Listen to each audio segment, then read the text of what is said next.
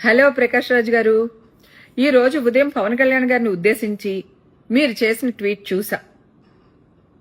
మనసు చివుక్కుమంది. పవన్ కళ్యాణ్ గారిని దొర అని సంబోధించడం వెనక మీ వెటకారం అర్థమవుతుంది.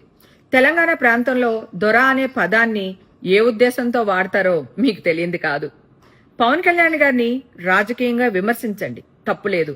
కూటమి ప్రభుత్వం విధానాల్ని, జనసేన నిర్ణయాల్ని కూడా విమర్శించండి, తప్పులేదు. కానీ వ్యక్తిగత హననం చేయడానికి ప్రయత్నించకండి ప్లీజ్. పవన్ కళ్యాణ్ గారి ఎత్వత్వం ఏంటో మీకు తెలుసో లేదో కానీ కోట్లాది మంది ప్రజలకి తెలుసు. మీరు చదవరి కదా. గతంలో ఈ తరహా విమర్శలు చేసిన వాళ్ళు ఏమైపోయారో చరిత్రలో చదవండి, మీకే అర్థమవుతుంది. హలో ప్రకాష్ రాజ్ గారు, ఈ రోజు ఉదయం పవన్ కళ్యాణ్ గారిని ఉద్దేశించి మీరు చేసిన ట్వీట్ చూసా. మనసు చివుక్కుమంది. పవన్ కళ్యాణ్ గారిని దొర అని సంబోధించడం వెనక మీ వెటకారం అర్థమవుతుంది. తెలంగాణ ప్రాంతంలో దొర అనే పదాన్ని ఏ ఉద్దేశంతో వాడతారో మీకు తెలియంది కాదు. పవన్ కళ్యాణ్ గారిని రాజకీయంగా విమర్శించండి, తప్పులేదు.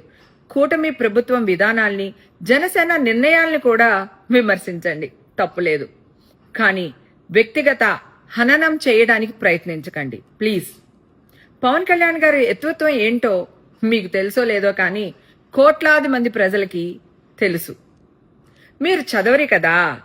గతంలో ఈ తరహా విమర్శలు చేసిన వాళ్ళు ఏమైపోయారో చరిత్రలో చదవండి, మీకే అర్థమవుతుంది.